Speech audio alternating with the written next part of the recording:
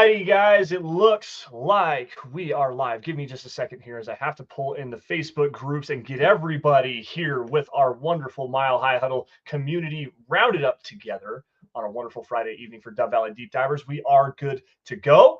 Mile High hello, everybody in Broncos country. Welcome into another episode of the Dove Valley Deep Divers podcast. I am your host, Lance Sanderson, and joining me, as per usual, after a 1 week vacation with some stuff going on with the family. 1 week vacation that wasn't really a vacation, but no, joining me as per usual, my good friend and colleague. He is Mile High Huddle senior NFL draft analyst, the one and only Erick Trickel. What's up, dude? How are you? I am good to be back. I am super exhausted. I mean, I put it out on Twitter last Thursday night. My wife got a call that her father was being medevaced from where he lives to Anchorage, so we went up to make sure everything was okay. We're planning on one night, ended up staying until Tuesday, and fortunately he was discharged. What he had going on, they were able to figure out, take care of, and he was discharged Tuesday as well. So my wife was able to see him. She hadn't seen him since Bug was born, so almost 7 years since the last time she saw him. Crazy, So it was good to see him and everything. It was good to see family, but the medical emergency aspect of it was very stressful, and especially after we just went on a little vacation a couple weeks ago as well. But it's good to be back. It's good to be back talking some Broncos football. And it's, also another thing is that it's never a good thing that it happened. But it's just absolutely great that everything is okay with him.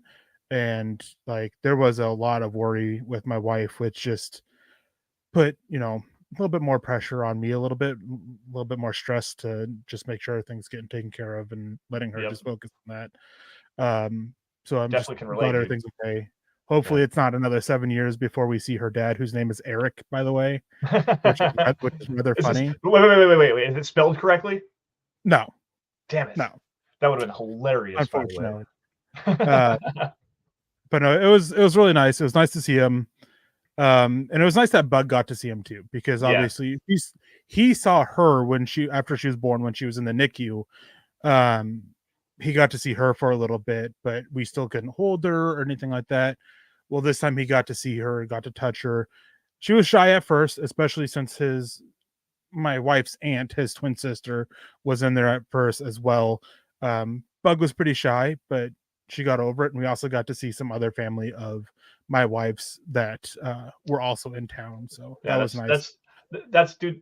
I'm glad for you to be able to, the circumstances are terrible. Don't get me wrong. I almost cussed, by the way. The circumstances were terrible. You never want it to be under that, but at least you did get to see some family you haven't seen in a long time. So that's always, a huge blessing. And I'm glad that you guys got to do that. For me, dude, I am starting a new day job here soon, probably after the 4th of July. So it's been busy, hectic, and just crazy. So I can relate to at least the tired aspect, not quite the stress and the horrifying, just the terrible circumstances. But at the same time, I relate to the stress as of right now. And it's gonna be a rough road going forward for a little bit as I adjust to this new schedule. It's gonna be a lot more work, but better pay, and a lot better of an opportunity for me in terms of my day-to-day living expenses and whatnot. So excited for that. But I'm also excited to have you back, dude. We last week, Carl jumped on the show and we did some bold predictions. I don't know if you got a chance to watch all of it. I know you commented. I saw you comment on the show. So what did you think? Bold predictions. Before we get into the main crux of our show, guys, today is a 53-man roster projection that we've been working on for a while now. We're going to focus on the defensive side of the football. But before we get into that, got to hear your thoughts here, at least on what you thought about the bold predictions, man. So when I tuned in, I made that comment. The volume was off because we were in the middle of Walmart. We were buying my father-in-law a charging cord for his phone, because when he was medevaced, obviously he couldn't grab anything like that. So I didn't hear anything that you and Carl said. I just saw a couple comments about the Chargers, and I was like, and I like Josh Palmer quite a bit for what he has been. So I just wanted to chime in that he's been a good number 3. We'll see if he can be a number 1 or number 2 guy for them. So yeah, that was all I saw. And then strangely enough, ended up having a dream about you and Carl doing the show as well. It was like a girls' night sleepover. They're in their pajamas, all in their stomachs, hands on the knees, feet kicking in the back. It was a pretty entertaining dream. And much better compared to some of the other ones. But anyways, we're not here to talk about our dreams or anything like that. And since wasn't able to listen to any of what you guys said, and I haven't had a chance to watch back over it, I obviously can't chime in on that. But we are here to talk about Broncos football. And it's been a couple weeks now, but we did the offensive side of the roster projections. You guys will have to go back and check that. Now it's time for the defensive side of it, which for me is a lot more straightforward. Mm-hmm. You and I have only a couple of minor differences, and obviously we'll get into that, but it really was straightforward to me. The cornerback safety was kind of one that I struggled with a little bit there at the tail end of the roster, but for the most part, everything was really kind of cut and dry. It was about a 10-minute process for me to run through it, and the only reason why is because I couldn't figure out how to type at that particular point. I was a little tired at that. We'll call it tired, but anyways, no, it's the defensive side of the football is really easy. This is going to be the best unit that the Broncos have had, maybe in a couple of years. I do really like the upgrades on the defensive line, and we're going to get into all of that here in just a couple minutes. But before we do, guys, we do have to say hello to everybody that is in the chat. First things first, we got Papa Bear jumping in before the show even started, dropping a $5 super chat saying, "Good evening, Broncos country, Lance, Eric, and Deacon Scott." Again, man, he's right there with it every single week. Shit, every night. Excuse me. Saying hashtag 12 and 5, hashtag Buckham 3 times, MHH for life, Denver Broncos for life, Bo knows, Knicks for 6. Can't wait for late July. I am right there with you, man. This dead period is always the worst part. Training camp opens up. You really get some videos and stuff like that. Really excited for that, man. Are you excited for July there, Eric? I would be if I didn't potentially have to serve on state grand jury for a year. I forgot about that. Your life has just gotten so twisted here lately. Once a month, I'd have to fly up to Anchorage from Tuesday to Saturday, basically. So don't want to do that. Put in a request for it off. I mean, I like to serve on jury duty. I actually don't mind it. I'm one of the ones who looks forward to it. I do too, actually. It's not in town. I don't have anyone to watch the daughter. That's when work picks up. I put in a request to be excused from it, so I'm waiting to see what that is. If that gets declined, I'm probably going to ask for it to be rescheduled because I can reschedule it for up to a year. So right, there you go. But other than that, I'm looking forward to July. I'm looking forward to things to pick back up with football and all that, and get back into the heat of things. It helps the one thing that sucks about this though is that for me, it makes the months go by so quickly. Mm-hmm. Which just turns into the years going by so quickly. It's nice because a day right now feels like a normal day, but come August, September, all the way up through April, it's like a day feels like 4 hours and it's over for me. So yeah, pretty much. Looking forward to it, but at the same time, I'm enjoying having like an actual, summer kind of. Yeah, I'm right there with you. Grinding tape all off season long and doing the draft articles and stuff that we do. It's just ridiculous, man. We got PBJ in the house, David Yunkin, DVA behind the scenes, help moderating the chat. What's up, Dylan? Thanks for joining us, man. Kevin Gray in the house as well. Daniel Berry Sports, Phil McLaughlin jumping in on Facebook as he's always want to do. Good evening, Lance, Eric, and Deacon Scott. No Scott tonight, guys, but we'll make it through alive. At least I hope so. Anyways, I'm not going to try to crash this train, but Phil says, good evening, Lance, Eric, and Deacon Scott. I'm hoping Benito takes another step forward this year. Hashtag Buckham, hashtag MHH for life, hashtag Broncos for life. This is actually a really good segue, and Phil brings up a really good point here, talking about Nick Benito. Because in our bold predictions show last week, I said that Nick Benito is going to lead the team in sacks, and he's probably going to have about 12 of those things. After last season, the 7.5 sacks that he had was a lofty number. 12 is definitely a big thing, and I do project he's going to have that big step forward this year, and hopefully they're not all unblocked like they were last year. But this also ties into, let's start with I know we usually go interior defensive line first, but since we got the edges pulled up, we'll start with the edge list here. Obviously, I do have Nick Benito. He's going to be the third edge defender in this rotation. Starters are going to be Baron Browning, Jonathan Cooper, Nick Benito. Jonah Ellis is the fourth edge, and I only have 4 on this list, Eric. Yeah, and I think that's one of the areas we differ at is I have 5. When I look back over Sean Payton's rosters, 5 is pretty standard. 5 of these defensive ends, edge rusher types. It's pretty standard, and even when you look at just Vance Joseph specifically. So same four in that same order: Browning and Cooper as your starters. Benito probably being close to a 50% player Yep. rotational piece. Jonah Ellis getting some time in there, and then Ronnie Perkins. And only reason why I went Ronnie Perkins is because who else do they have? Thomas Incoom.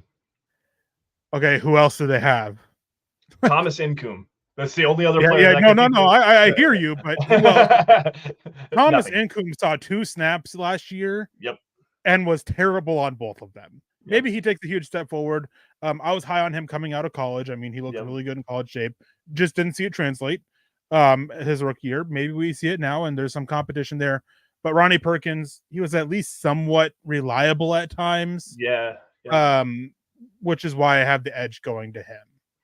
I'm with you on that one. It was later towards the end of the year when he really kind of took that step forward and really showed that he can hold up against the run. It wasn't great by any stretch of the imagination, but he does at least have that ability to hold up against the run. He brings some bend as a pass rusher. There's some upside to work with there. I went with 4 edges here because I went with 6 interior defensive linemen, and this is the one true difference that we have here. Obviously, you have Zach Allen, Jonathan Franklin Myers, DJ Jones are going to be your starters. You have Matt Henningsen as probably the first guy off the bench in terms of the rotation. Malcolm Roach playing the nose tackle. You'll probably get 25% of the snaps out of him over the course of the season as a quality run defender.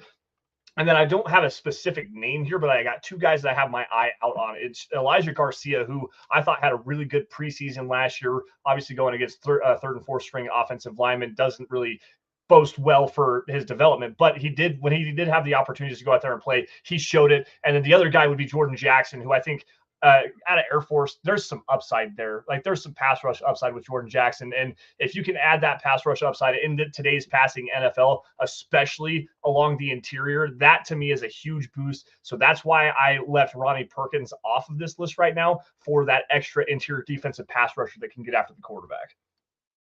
Yeah, my thing is I think that they've got a pretty solid rotation. It's a 4-man rotation with Franklin Myers, Jones, Allen, and Roach. Yep. On their defensive front that can enable them to keep that extra edge rusher for a little bit more versatility up front. And again, just looking at what Sean Payton's history, Ben Joseph's history, 5. I mean, they could make room for that 6, but I don't think that they would take away an edge defender. I think that they would look at maybe going only like I have 11 defensive backs. Me too. And 11 front defensive frontmen, IDLs, and interior defensive line edges. If they wanted to add that 6 interior defensive lineman, I think they would cut back on one of those defensive backs.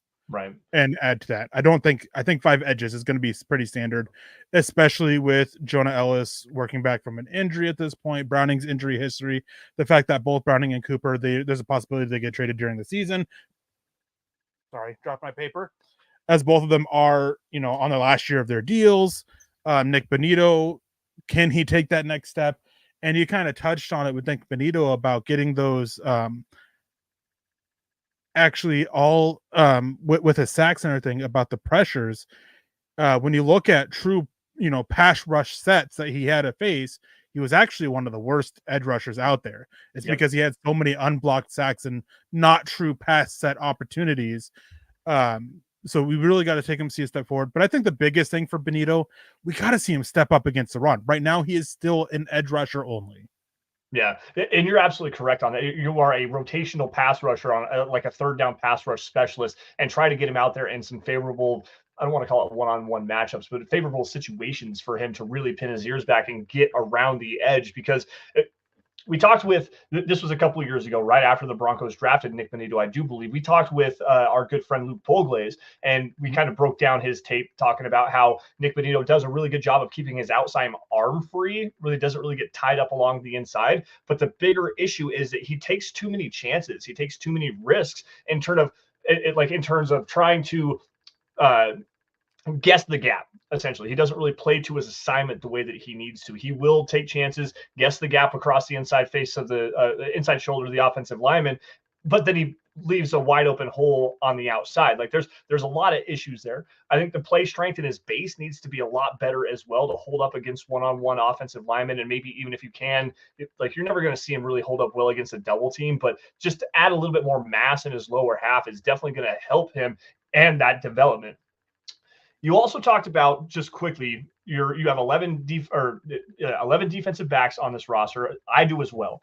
But one thing, and this is a good segue here, one thing that really kind of stuck in my craw a little bit in terms of building this roster out was identifying if I wanted to have another tight end or another linebacker due to the new special teams roles. Did you struggle with that as well? Because I have Lavelle Bailey making this roster as the last linebacker. You have Justin Sternad. How does that necessarily differentiate, like losing that sixth defensive lineman to add a fifth linebacker? Does that kind of come into your decision making here as well?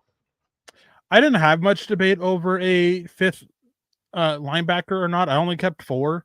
Mm-hmm. Again, one thing I do is I look often at, the history of the coaches on that side of the ball and the head coach, and 4 was pretty standard. There were some years with 5. I think it was Vance Joseph was the head coach where that 7. weird year we had 7 to start. Yep. But it got narrowed down to I think 4. I think is what we got down to. I think didn't they do that to get guys on the roster so they could throw them on the short-term injured reserve? Because that was a new rule. They did that with a couple of them, and a couple others were those guys that, all right, well, if this guy gets cut from this team, we can go sign him and we can cut this guy. They did that with a couple of them. The one Washington linebacker that they had that year, yeah. They did that with him. So I only have Alex Singleton, Jonas Griffith, Cody Barton, and Justin Sternad making it at linebacker. Drew Sanders, pup list. That's where he'll end up to start. Yeah, I'm right there with you. And that was kind of the one big wrench in the works. And we got Eric Flynn jumping in here on Facebook. Nothing to say, just showing some love. So if you got a comment for us, Eric, please do come back and we'll get your question answered if you have one for us as well. But the Drew Sanders injury, obviously popping that Achilles, which again happened, I believe, before the draft and private workouts and whatnot. I guess there's hope that he could potentially be back towards the tail end of the season. I would just rather throw him on injured reserve and just end that season, let him go get completely healthy, try again next year. And I know that sucks for a third round linebacker who you really wanted to I see a lot more out of this year, whether it was going to be at off-ball linebacker, whether it was coming off the edge. You really needed this year to see what his defined role is going to be within this defense. Now you don't get that. And that really changed the math to me, and that's why I only kept 4 linebackers. I have Lavelle Bailey making this team because this is going to sound terrible. I'm tired of Justin Sternad. I like the player. I think that he brings some quality special teams play, but you can get younger at the position, cheaper at the position, kind of move on. And I think the savings is only like $45,000 or something like that. But Bailey has that see ball, chase ball, great mentality that's going to fit very well in this new special teams role. So that's kind of why I went in that direction. Just the youth movement here, try to get a younger developmental player with some higher upside that you can work with, because Sternad has not quite worked out at the NFL level, at least to this point. He's been really good on special teams. And yes, I think with the new changes on it, he fits really well with it. But if you lose Justin Sternad, who will carry a $750,000 dead cap hit, it's fine. It's whatever. I mean, I know when we're talking about offense, I was doing a lot of penny pushing. Could still see that here a little bit. You're going to be paying him $1.3 million. 750 of that is going to be dead money. It's guaranteed to him no matter what.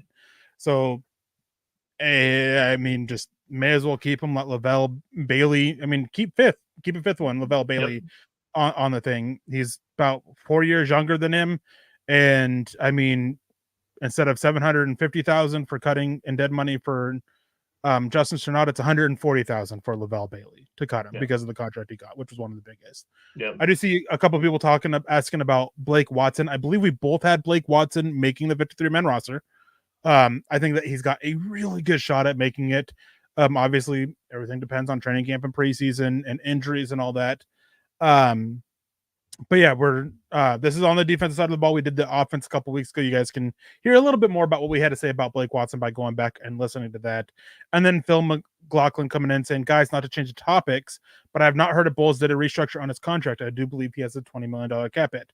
He's in the final year of his deal, so a restructure in the typical term way that you use restructure isn't possible. He would have to take a pay cut. Unless you extend him with extra years and restructure his deal. Being in the final year deal, typically restructures, all you're doing in the standard form of what we talk about is you're taking base salary, converting that to bonus and spreading that bonus, the cap hit for that over multiple years. Yeah. Can't do that if you're in the final year of a contract because there's no years for that for you to prorate that bonus over. Yeah. So he still has that huge contract, $20 million, dead cap hit, $4 million, $60 million if they want to move him, no matter which way they want to move him. Again, final year's deal, so post June 1st, after June 1st, doesn't matter. You can't prorate that dead cap hit over multiple years like you can. And I think at this point, he's pretty much cemented to make the roster. Whether he makes the full season, that's another story. Yeah, that'll depend on how things are going when we get close to the trade deadline, I think. Yeah, I was gonna say there's still some value, and it sounds crazy. Eric jumped in and saying that he was just sending some stars. So thank you, Eric, for that. We appreciate you, buddy. But the thing with Garrett Bolles, obviously, you're like you said, you got the $16 million saved, $4 million dead. You can actually save a lot of money right now, and it would help to roll that money forward. I don't know, is it still 16 dead? Technically, it would be a little bit less than that because it would be through the season. So you'd already paid some of that money out to him, or 16 million saved if you traded him at the trade deadline. Or I don't remember exactly how that worked. It would change. It would change a little bit because of what the money that Denver already paid him of that base salary, which is most of that 16 million. That would then count as dead money for them. Right. And that's what I thought. I knew that it was going to kind of reduce down. So it'd be about half, essentially. So about $8 million in what you could potentially save and roll that over into next season if you did move on from Garrett Bolles at the trade deadline. But you've got good value here. Garrett Bolles is, I don't give a damn what people say. You guys can crap on him all you want to and call him out for the holding penalties. Garrett Bolles is a top 10 left tackle in the NFL. Just point blank, period. He's 32 years old, so that's definitely an issue. Like there's a problem there with the age there, and again, the penalty issues are there. A big, let's say that the Broncos are struggling. They're not necessarily playing good football. Coming into the trade deadline, they're 2-6, 2-7, something like that. Where about week 9, about halfway through the season, is where the trading deadline is. 2-6, 3-6, 2-7, something like that.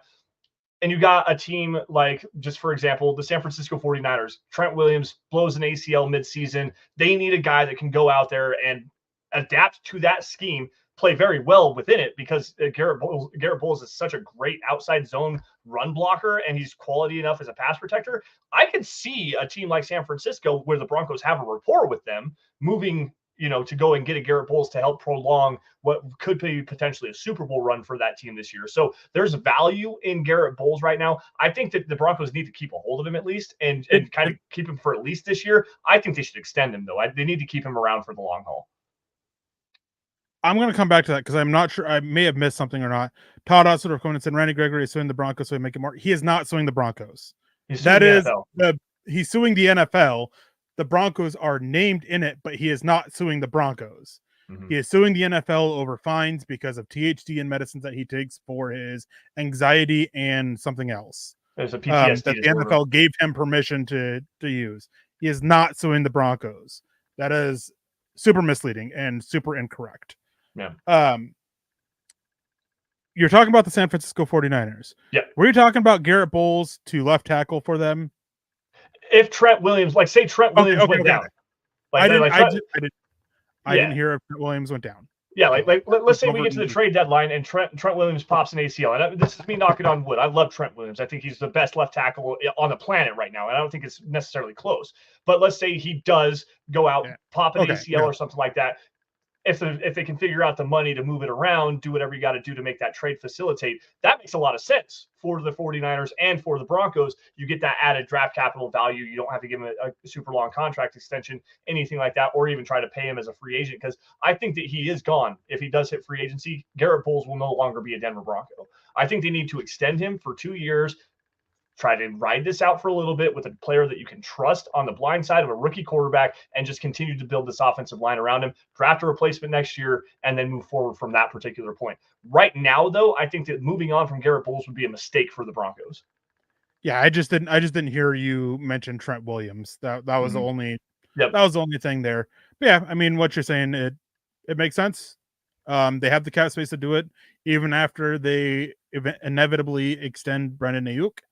They'll still have the cap space. They have like $35 million in available cap space, and they probably won't have Ayuk's cap hit this year be more than the franchise tag that he's on. Yep. So, yeah, I mean, they can add $20 million, not even $20 million of the cap hit, the $16 million if they wanted to before the NFL or before the season started, or at some point during the season. They can afford to add that, no problems, to keep their Super Bowl Super Bowl run alive, or even another one, DJ Yep. Jones.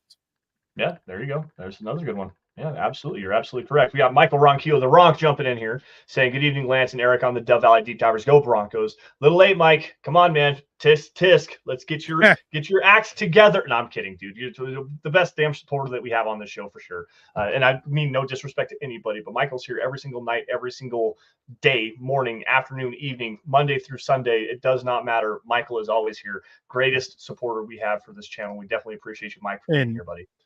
We have Conga Hydra coming in. It's good the Broncos only paying Frank Clark, Randy Gregory, and Brandon McManus $10 million. They're not paying them anything. They've already paid them that money. Yep. Still sucks. Still two of the worst signings in recent memory. Frank Clark was, I liked the signing because of the way he plays and his ability as a pass rusher and everything. Mm-hmm. But I had questions about his attitude. And one of the first things he says in there was talking about how worse the locker room is or whatever it was here than it was in Kansas City. That right there, that was like, yeah, he's done. He's not going to work out. And Randy Gregory, potential is there, but dude couldn't stay on the field. And this last year, for the little bit he played, his effort was absolutely terrible. They were two really bad signings. One of which falls strictly on George Payton. The other one falls strictly on Sean Payton. Yep. As for Brandon McManus, it's whatever. It was time for a new kicker. Get cheaper there. 1.1 million. It's 1.1 million that they're of dead cap hit that they're suffering for that, and it's whatever. Yeah, and I'm not going to get into everything else on with Brandon McManus right now. There's nothing else to get into about that. Like that's whatever. It is what it is. Wait for everything to play out. But no, I'm with you, and I think the big thing was not properly evaluating the I don't want to say mental capabilities, but their ability to understand that the team's going to be struggling. Yeah, the mental side of things.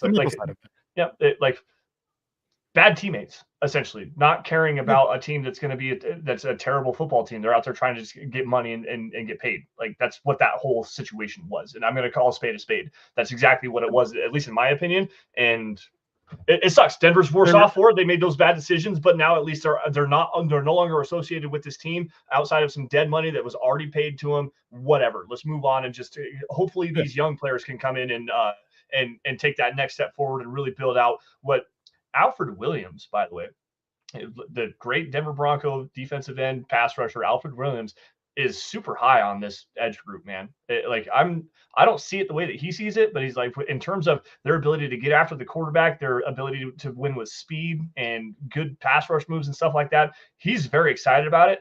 I have too many questions, but there's a lot of upside here for sure. Yeah. There is upside, and one of the big thing is Brandon Browning, we see it consistently when he's out there on the field, but we just can't get him out there on the field consistently. Yeah. Nick Benito, a lot of his pass rush, again, mentioned it earlier, a lot of his pass rush was unblocked stuff or not true pass sets. Want to see more with those true pass sets, but he was coming from a slanting defense there at Oklahoma, which really, cuts back on the ability on the exposure to true pass sets in college. And with the way college offenses are, true pass sets aren't, super common in the first place. So it cut it down. So it's just a matter of learning about it. And then Cooper, I think Cooper is what he is at this point. I'm not expecting another, a lot of growth out of him. He seems pretty maxed out when you watch him. And then Jonah Ellis, maybe he'll go and prove us wrong a little bit. But there is something that I want to grab here. It was going back to Garrett Bolles, Dennis Woods coming in. If we have a quarterback that has a quick release and gets the ball out in time, holding calls shouldn't be as much of a problem. No, they shouldn't. Getting a quarterback who doesn't hold it for the second longest time and also doesn't maneuver around in the pocket to put his offensive line in a bad spot, as we've dealt with for the last couple of years, will help him as well. However, sometimes holding calls are necessary and the good thing to do. If your quarterback is about to get clocked, then you hold that edge defender and you take the penalty over risking your quarterback get hurt. And one thing that I will say with Garrett Bolles is not all of his holding calls, not all of them, I wouldn't even say half of them, but a good number of them, I'd say probably close to 25 to 33% of them have been him doing that, and good on him for those ones. Yep. I'd have to go back and look at the raw numbers, and this is me going off of feel here, so take it with a grain of salt here. I do think that people are still hammering for that 5 holding game that he had against the Chicago Bears back in 2018, 2019, whatever the hell year that was. They're holding that against him because he has been one of the better left tackles in terms of not being a perennial holder like everyone wants to call him out at. I believe he had 3 last year, which 3 is kind of a lot. One every about 5 games or so, 5 or 6 games. You can accept that. You're going to have penalties. You cannot ever play perfect football. Not everyone is, again, back to Trent Williams here. No one's ever going to have that. Garrett Bolles with 3 holding penalties last year. I think that was the most he had in the last 3 seasons. Like it's not that it's an issue for sure. You always have to watch out for it, but it's not like some debilitating issue like he had back 2017, 2018 when he was first coming up in the league, and it was literally every game he damn near had a holding penalty. Yeah, I think it's a little overblown. Is my big point there. He had 4 last year. 4 still, I don't care. 1 every 4 games, I'm fine with it. And 3 of them were probably because Russell Wilson held the football on too long, and he had to actually do something to stop Russell Wilson from getting killed. Like, I don't know, man. I don't know. We can go round and round in circles with Garrett Bolles all we want to. I think that for me, everyone knows my bias at this particular point because I think that he's a hell of a lot better than people want to give him credit for, and he gets a lot of undue hate because of something that happened 5 years ago. Like let's move on and just continue to appreciate the fact that he is still a top 10 left tackle in terms of pass protection and in run blocking every single year. He's always up there as one of the best players. So back to the defensive side of the football. Oh, go ahead. I was going to say, let's get back. He had 8 penalties last year, half of which were holding, 3 false starts, and an illegal formation, which the legal formation was a bad call. It was a formation. And it got called on him, which, if I remember right, too, he wasn't even the one that was being questioned at the time. But I mean, look at this. I mean, his first 3 seasons, he had 32 total penalties in the first 3 seasons. Since then, he's had 23 in the last 4. About 5 a year, and you're talking like all false starts, illegal motions, illegal shifts. That's all. I'm thinking you've got illegal hands to the face in there at least a couple times. I'm sure. Like again, you can never play perfect football. I'm curious to see the numbers of Trent Williams, for example. And 7 of those 23 were either declined or offsetting. So it didn't matter. They literally don't exist. Well, I mean, the declined ones are a little bit different because that probably means that it was a bad play for Denver. Yep. So they declined the penalty not to give Denver the ball back. Yeah. Incomplete pass on third down. You got a holding penalty in there or something like that. So people do hold those first 3 years against them. 32 penalties in 3 years. Yeah, that's terrible. Like there's no way around it. Yep. But getting back to what we were talking about here a little bit, we talked about the interior defensive line. We talked about edges. We talked about linebackers. Let's get to cornerbacks. We'll do cornerback. We'll split up corners and linebackers. What do you think with this cornerback position? Well, there's 3 that are obvious to me that are the easy ones to get. You're going to get Passer 10. You're going to get Levi Wallace, who's projected to start at cornerback 2, and you're going to get Jaquan McMillan, who after his growth last season in terms of what he was capable of doing in the slot was just incredible. Those 3 are the locks. Then 4th, I'm going to put Chris Abrams-Drain on this roster because you spent the 5th round pick on him. I like the versatility. He can play inside, outside if you need him to. That one was another pretty easy one for me.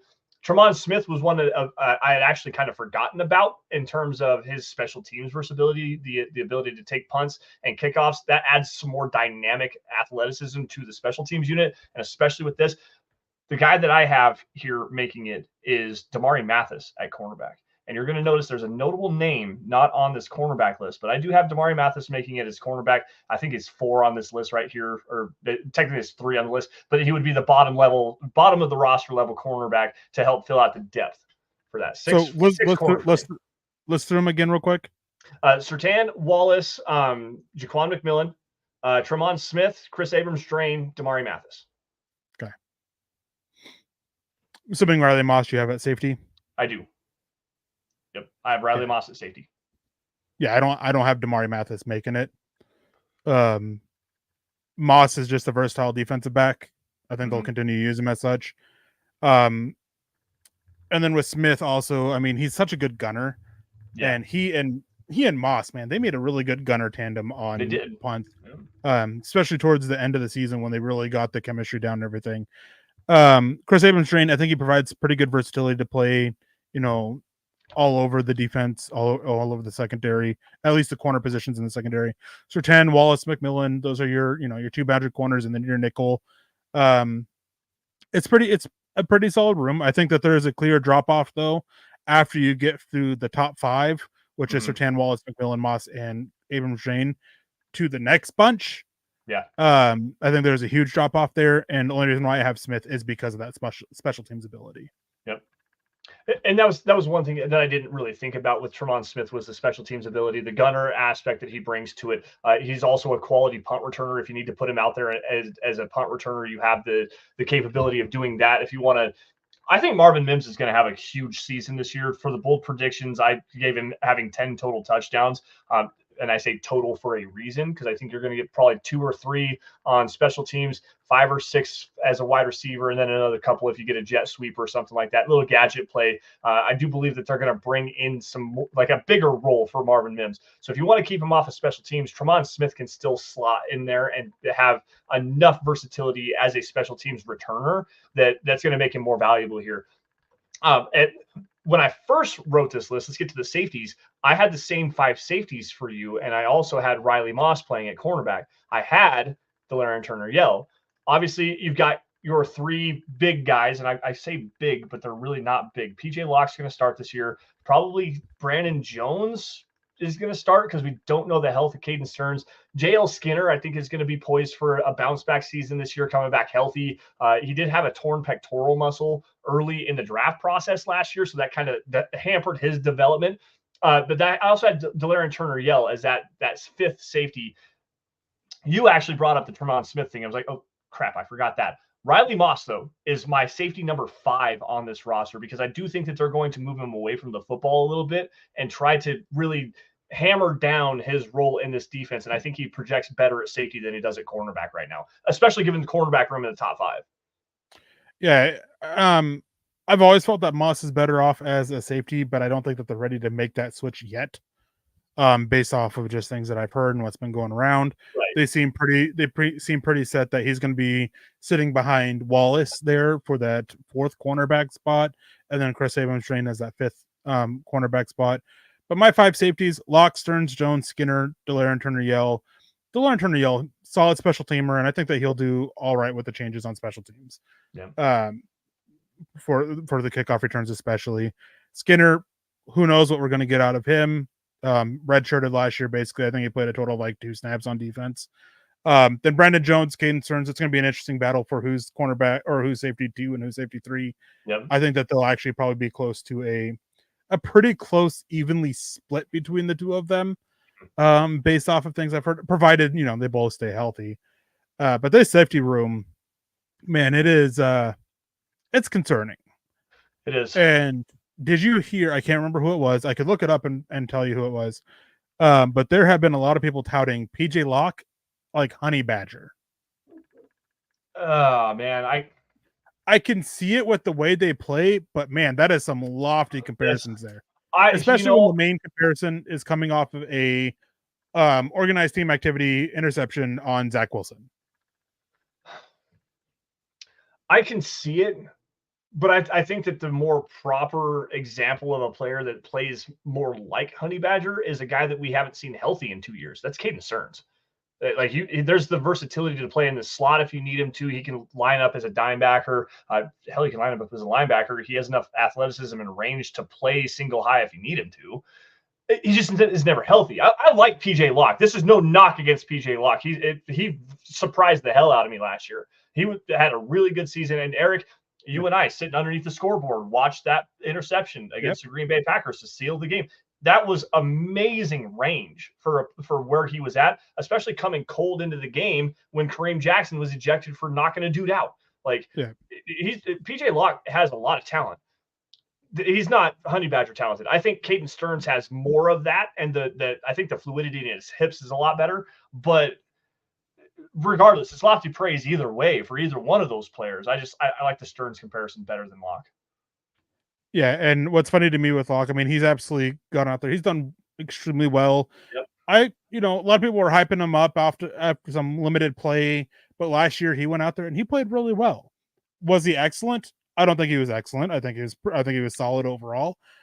But I mean, he's had a long road, and the funniest thing for me is a couple years ago, I was doing my player profiles, which I'm kind of putting up now, but at that time I was also including, the percentage of the odds of them making the roster, how likely I think it is, and I had PJ Locke at like 1%.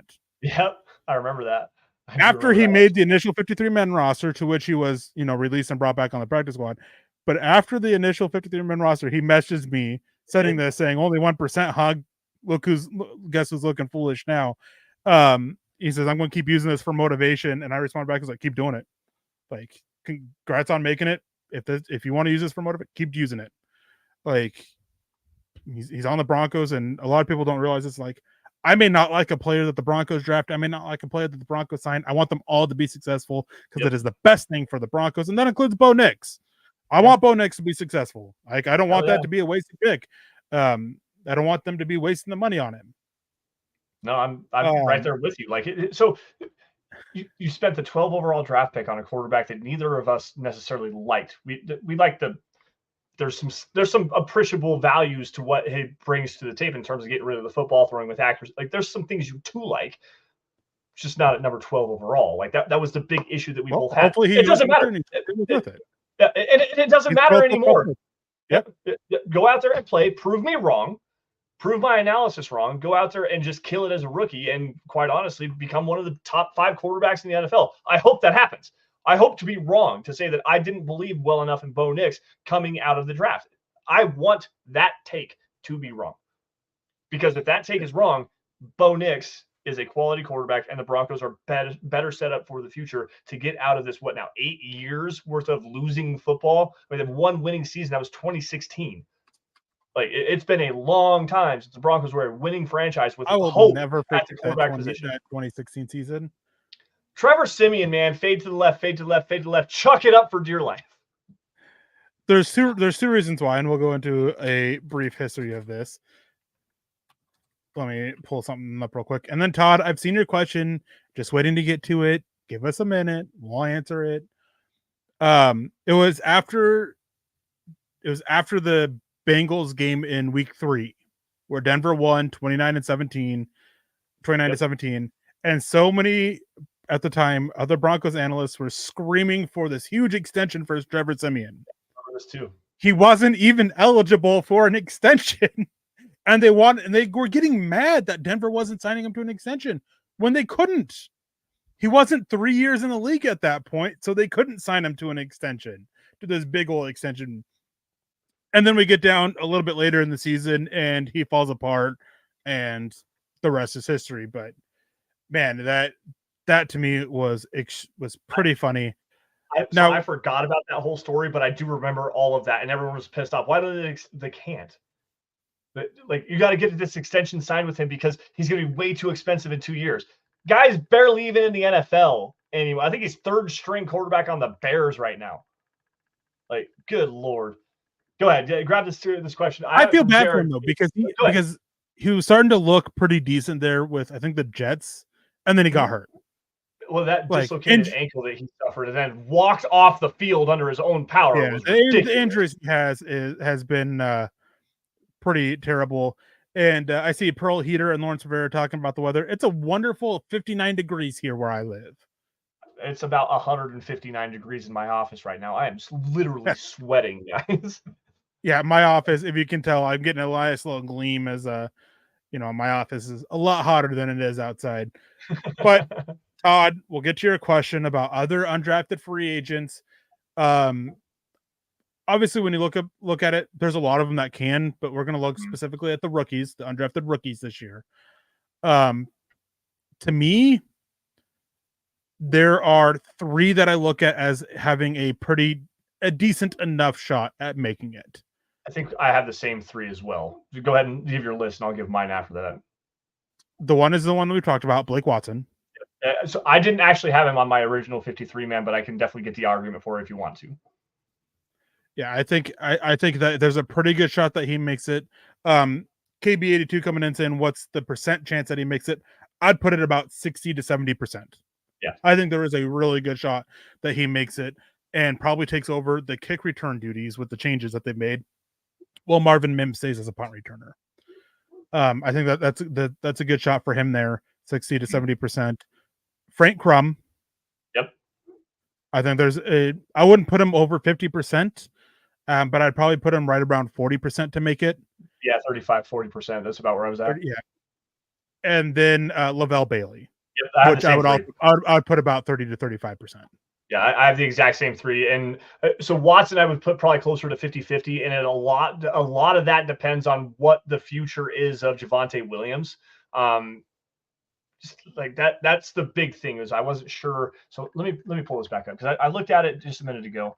And I got to remember. So I had Javonte Williams, Audric Estimate, Jaleel McLaughlin, and Michael Burton, technically 3 running backs and a fullback. I didn't keep that 5th running back because I brought in a 6th receiver and had no, that's what it was 6th receiver that took the spot of Blake Watson. But yeah, I'm right there with you. Like Blake Watson is probably the most likely of all of them, 50-60%. Like we're splitting hairs there. I do think that that's the big one. Frank Crum is the very interesting one, and I do believe that the Broncos are going to do damn near anything they can to protect him because there's athletic upside and a high potential for him to take over for Garrett Bolles as a starting left tackle at the NFL level. He's got to develop for sure. There's some technical aspects, but the athleticism and the length, the tools that he brings are just incredible. And then we talked about it a little bit ago with Lavelle Bailey, and I have him actually making the 53-man roster. That is the one UDFA I do think actually cracks it, but mainly because of the salary exchange with Justin Strnad, the age with Lavelle Bailey, and the special teams versatility. You could keep both of those guys if you wanted to. I have Bailey making it off, at least in this projection. So, again, you and I are on the exact same page on who potentially, as undrafted free agents, make this team. Yeah, and then with Frank Crum too. I mean, my big thing is Matt Pert. Pert has been terrible. I don't think it'd be hard for a Crum to at least show that he's worth keeping. Especially the bigger thing here too is Alex Palczewski, who I think that he's got to come in and show that he's good and healthy and show similar to last year to make them a little bit more comfortable going with 2 inexperienced backup tackles instead of going with 1 inexperienced and 1 experienced. And there is one sleeper that I want to throw out here too. And that, hold on, I got to remember his name. Dylan Leonard. I always want to say Riley Leonard, but that's the former quarterback that's I think now at Notre Dame. Dylan Leonard, the tight end out of Georgia Tech. If they want to, if he can go out there and do well as a blocker, he can upgrade Nate Atkins. And that spot I think is far from cemented. For a guy who's an undrafted free agent last year and ended up making it. But Dylan Leonard, he's freakishly athletic. He's very experienced in blocking as coming from Georgia Tech, where they block 90% of it. They're running 90% of the time, it seems like.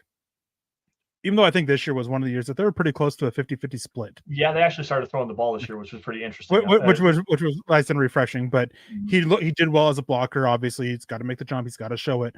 But he's one of the guys that I think has is kind of out of list as a sleeper chance to make this roster. So I didn't watch him, so I'm going to refrain from talking about him. But I do know that Georgia Tech did start throwing the football a lot more. It's that triple option offense, man. It's boring to watch, but it's effective. They're always a good team. They always do a really good job running the football, and they always churn out great blockers. I mean, Demaryius Thomas, Georgia Tech Yellow Jacket, like he was a great blocker as a wide receiver coming out of college. So I appreciate the shout out there. I think we're going to wrap it up here, though. I believe, so if I count this out, I had 25 on offense, 25 on defense, 3 special teams players. We talked about those guys last week. Eric, I believe you had it the same split as well, 25 on offense, 25 on defense. So you've got an evenly balanced team. I saw a comment in here talking about Pro Football Focus or NFL.com, whoever it was, had this roster ranked as the 32nd roster in the NFL. Yeah, I don't agree with that. I still think that this team is more talented than both of the Carolina Panthers and the New England Patriots. But I think that you're getting Bo Nix was the 6th quarterback taken as compared to Drake May, as compared to Bryce Young. Like, you've got the quarterback boost there for guys that everyone's a lot higher on than Bo Nix. But I do think that the Broncos have a better overall roster, not at just the quarterback position, than both of Carolina and New England. Eric, what do you think of that for the before we get out? Where would you rank them? 30. 30. So, I was going to say they're bottom 5 for me. This roster is terrible. It's not good, but it's not the worst in the NFL. I think New England's a worse roster, and I think Carolina. It's not. Yeah, it's not a good roster. There's not much depth to it. You're lacking at multiple key positions, crucial positions. So yeah, it's not a good roster. Maybe they'll go out there. And one thing with this, and I see Todd talking about it, how worthless power rankings are and all that stuff like that, is you're making a projection based off of what you know. And the Broncos were not a good team last year. They got very, very historically lucky with the 5-game win streak, which you can't rely upon again or rely upon to happen again. I would say that they're a bottom 5 roster. A lot of injury concerns at crucial positions with crucial players, consistency concerns, lack of experience concerns. I mean, and the biggest thing is too, and this goes against, the New England Patriots, it goes against the Chicago Bears, goes against the Washington Commanders. They lack experience, NFL level experience at the most vital position in all of sports, the quarterback position. Yep. No, you're absolutely right. If Bo Nix goes out there and lights it up and his college experience helps him translate quickly and easily to the NFL, then yeah, they could easily be a top 20 team, top 15 team. But we don't know that's going to happen. And I think that you're going to get a lot of these discrepancies. Kind of what you hit on is the feelings of these quarterbacks with some of these teams from pre-draft evaluations and everything like that. Yep. No, I think that really is the biggest difference right now, because without looking at the rosters off the top of my head, as I'm just kind of spitballing here, what position are the Panthers better at than the Broncos right now? Maybe right tackle, maybe left tackle with like they've got Ike Mekwonu at left tackle who had injury concerns. You've got and terribly, and was terrible. Yeah, and then who's the other guy? Taylor Moton, who's one of the highest paid right tackles. They're not better at guard. They're not better at guard. They're probably better at center. They're better at guard. They're better at guard. Oh, that's right. They went out and got big time better at guard. They got who was it? Trey Smith or Robert Hunt. Robert Hunt. Yep. So they're better at guard, at least at one guard. They're better at center. Yeah. How about wide receiver? Probably not. Better at wide receiver. Who they got? Deontay Johnson, Adam Thielen, who's decent. I mean, you're betting on Xavier Leggett, but it's no different than betting on Troy Franklin. Jonathan Mingo came around pretty well. Terrence Marshall is decent.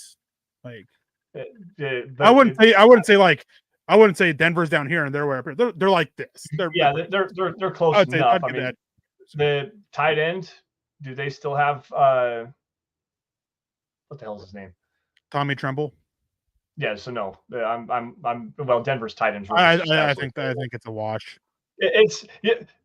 So run it side by side. We did this with Dylan. So I did this with Dylan last week on Saturday, where we went through the rosters, like the biggest threat in the AFC West at every single position. Denver had one. It's Pat Surtain. Put their roster up against any other team. You could like wash out the bottom 3 teams essentially. That's pretty much it. You got one position on this roster where you know that you're better than literally everybody else in the NFL, and it's Pat Surtain. So, anyways, with that, guys, I mean, almost every team in the NFL. Yeah, Sauce Gardner, you can throw the argument. No, I wasn't even thinking about him, but I mean, when you look at the Panthers, though, and here's my counter argument, since you mentioned the Panthers specifically before we get out of here. I think the Panthers are significantly better on defense. Significantly. They did get Brian Burns back. They still so I guess I want to see what JC Horn looks like. That's the big thing. What does JC Horn look like after multiple injuries? There's a lot of talent there for sure. And again, I'm not looking at their roster. I'm not looking at the roster overall. So this is again off. But I still think that defensive, the front 7 is so much better. Derek Brown. They've got pretty solid They got pretty solid safeties, reliable safeties. Mm-hmm. Corner is the one position I'd say Denver is better at. Corner 1, corner 2, 3. I'd give that to them. But Yeah, that defense they've got a lot of talent. There's definitely, I think the injury concerns were the big thing with them because they had a And bunch of and by the way, Brian Burns is not with the Panthers; he's with the Giants. Oh, that's right. They traded him. I forgot about that. Yeah. I forgot that they traded him right before the draft, actually. All right. Todd Osendorf jumping in with the $2 super chat to close the show. Appreciate the show, guys. Hello, Alaska. Hello, Todd. Thank you for joining us. Thank you all for joining us on a wonderful episode of the Dove Valley Deep Divers podcast. You guys can follow us on Twitter by finding me at Lance_S_MHH and for Erick at Erick Trickel. Also, guys, while you're at it, please follow at Mile High Huddle, where you guys find breaking news and analysis regarding your Denver Broncos. You guys get film breakdowns, which I'm getting started on this week. We've got opinion articles, anything regarding your Broncos. You're going to find it at Mile High Huddle and at milehighhuddle.com. MHHmerch.com, guys. Get yourself a hat, get yourself a t-shirt, get yourself a onesie for your baby. Anything to support the shows is great. That's awesome. We definitely appreciate it. It helps out a lot. But if you guys are not financially able to support the show in terms of super chats or stars donations, anything like that, not getting the merch tent, whatever, it is what it is. We understand. Please subscribe to Mile High Huddle across all all social media platforms, whether it's Facebook, YouTube, Twitter, Twitch, Apple Podcasts, Spotify, SoundCloud, wherever you guys get your content. Please subscribe to Mile High Huddle. Like every video and article you guys see on those platforms as well. And if you love it, you love what we're doing here at Mile High Huddle, please share it, because without your guys' support, we could not do what we do best, which is cover your Denver Broncos. Now, with that, Erick, any last words before I close the show? No, I mean, without getting much into it, you won't be here next week. I'm not sure who's filling in at the moment, but it'll be me and somebody else, and then I'll be back to Lance and I, and hopefully it'll be that way for a while. Thank you guys for hanging in with us while we're having a rotation lately. Some of you guys reach out to me on Twitter about the stuff with my father-in-law. I appreciate that. But yeah, I mean, we're 1 week closer. Well, for me, since the last time I was on it, 2 weeks closer to actual Broncos football, and I am super excited to be close to that. And I will see you guys next week. I hope you guys stay safe, have a wonderful weekend, and yeah, we'll be back same time, same place, same Mile High Huddle channel. Yeah. Like Erick said, I'm off next week. I'm going to go take off and go spend the weekend with my folks for a little while, have some fun down there, take the kids with me, and go to the Chugwater Chili Cook-Off. If y'all are in the Denver area and you want to go have some good food, Chugwater Chili Cook-Off is always the way to go. But so DVA, I think, is going to fill in at least tentatively for right now. But as Erick says, I will not be here. We'll be back here in a couple of weeks together to break down another wonderful Denver Broncos topic. I am Lance Sanderson for Erick Trickel. You guys stay safe and take care. Have a great rest of your weekend. And as always, go Broncos.